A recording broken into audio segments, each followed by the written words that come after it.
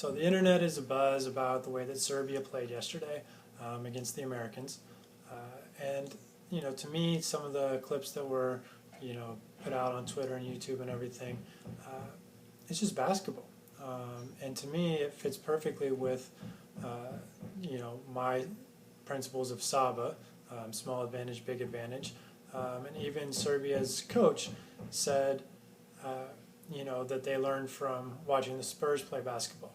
And that's a lot of the principles that I put into SABA I took from watching the Spurs play and kind of putting my own spin or kind of reading into things, from an outsider just watching them play. So again, I think it's nothing too extraordinary, except that it doesn't happen more. And so I know one of my friends is a coach who was born and raised in Serbia, and he's a huge fan of like the Playmakers League and playing more 3-on-3 basketball with children, because to him that's how he grew up in Serbia, and that's to a certain extent what he attributes the skill of Serbian players to, is being able to play all these small-sided games in their childhood. And his son spent some of his high school years, his early high school years in Serbia, and then came over to the States, for the last few years of high school. And I met him last summer, and when I was talking to him, he was real frustrated with the way that his coach here was coaching, because at practice all they did was defensive drills and their set plays on offense, and that's a lot of times that's what happens. And the problems that we have is to be able to play a style like the Serbian style, is one, you have to have the right skills. So you have to be able to shoot, pass, and dribble. And then you also have to be able to make decisions. And so as players develop in the States, we have nobody has time to develop these skills. So youth teams want to win, so they take the quickest path to winning, which is to play, run plays, give the ball to the best player, try to get to the rim every time, maybe a zone defense or a pressing defense, etc. And so the vast majority of players aren't developing, a well-rounded or a global skill set. Then these players go on to the next team, they get to high school, and they're still fairly limited in their basketball intelligence because they've been running set plays all throughout their childhood. And so their high school coach, who has to win, does the same thing. We need to run plays because you guys don't understand how to play, so I have to kind of give you that structure and take away the decision making from the players and put it as much as possible into the coach's hands. So players, continue to play in the style, and then they get to college, and the college coaches say, well, I have to win, and I have all these players who don't understand how to play basketball, so I have to run a lot of plays. And so it just keeps, moving forward, and players, grow and progress up the competitive ladder, but none of the levels are really willing to take the time and really teach, and develop skills and risk losing to develop these skills, because it takes time. One thing that's consistent about my teams that I coach is we always peak towards the end of the year. And one of the reasons is that at the beginning of the year, when I'm still trying to teach these basic things, and trying to instill this idea of players making decisions and making the next pass and turning small advantages into big advantages, a lot of times it's hard for players at the beginning of the year because they're not accustomed to it. And so it's easier to play against us because we're not in sync and we're not just running plays. So sometimes we look disjointed, we take bad shots, and to me it's all part of the learning process. But by the end of the year, when we have a full year together and we've put these teams together and we understand these principles, now we become much more difficult to defend because we're harder to scout.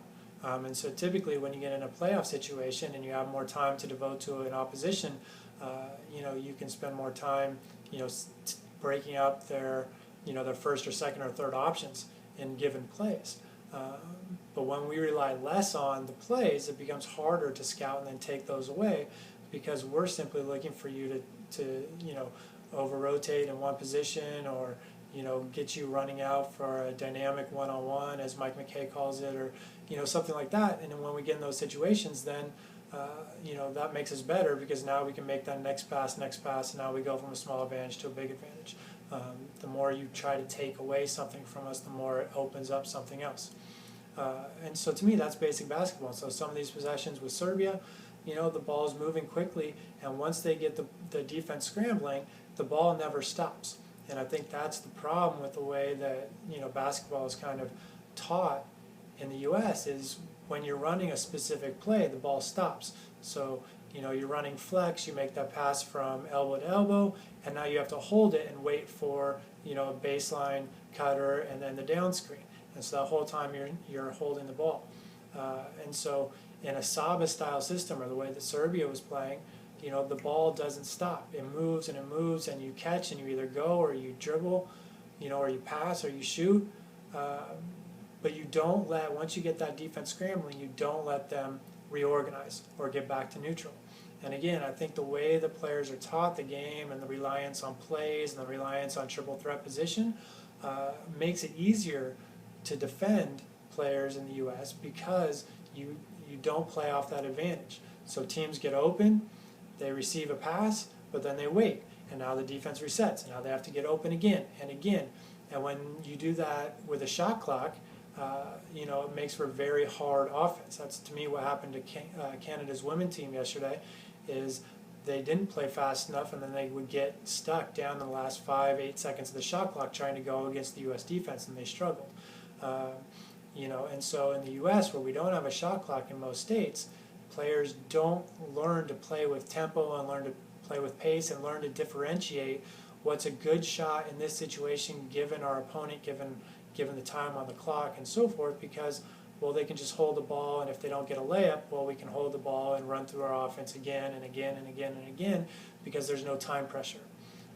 And so I think all of these things work against players developing in the United States, not just from a skill standpoint, but an intelligence standpoint and just a basic style of play. And so I think if the goal really is, to develop players who play, more like how Serbia was playing yesterday, a SABA style method of teaching and method of development in terms of making quicker decisions and not allowing that ball to stop when you're on offense. Once you create that advantage, move the ball, move the ball, move the ball. That's how you exploit these defensive weaknesses and end up taking better shots and get more ball movement and player movement involved, as opposed to holding, waiting, and having one person cut at one certain time and then another player cuts, and it's all very robotic and programmed because the coach is trying to put his decision making instead of the player's decision making. Again, because from the youth age through the high school through college, no coach is taking that time to really develop all of these skills and develop the decision making, and especially develop the basketball intelligence to allow for this style of play. And again, that's gross generalizations. I know there are some great coaches out there who are really taking that time, who run more run systems that do incorporate decision making and give the emphasis and give the playmaking back to the players. But from a large standpoint or a stereotypical standpoint, or the way that most players develop in the U.S., that isn't the case. The case is more like, my friend from Serbia, whose son, goes to practice and does the shell drill and then, runs through plays 5-on-0, and that's the vast majority of practice. Because again, the coach wants to dictate who shoots and where the shots come from and so forth, instead of really trusting players and giving players the freedom to make plays and to really break down the defense and then exploit the defense once it's been broken down. And that's really what Serbia did yesterday, is they would run simple action, get the defense scrambling, and then exploit that advantage until they got a great shot. And that's ultimately when people talk about really exciting basketball like the Golden State Warriors or the Spurs a couple years ago, that's really what we're referencing, is that ball movement, player movement, and it's not that isolation heavy style of play. And the only way to really develop that is from a young age to get children playing in systems that allow them to make decisions, whether that's unstructured pickup game type situations, or whether that's coach-led or coach-driven practice situations and game situations where the coach is willing to take a step back and maybe lose a game or two here and there, to allow and afford the players the opportunity to make those decisions instead of everything being dictated by the play that the coach calls from the sideline.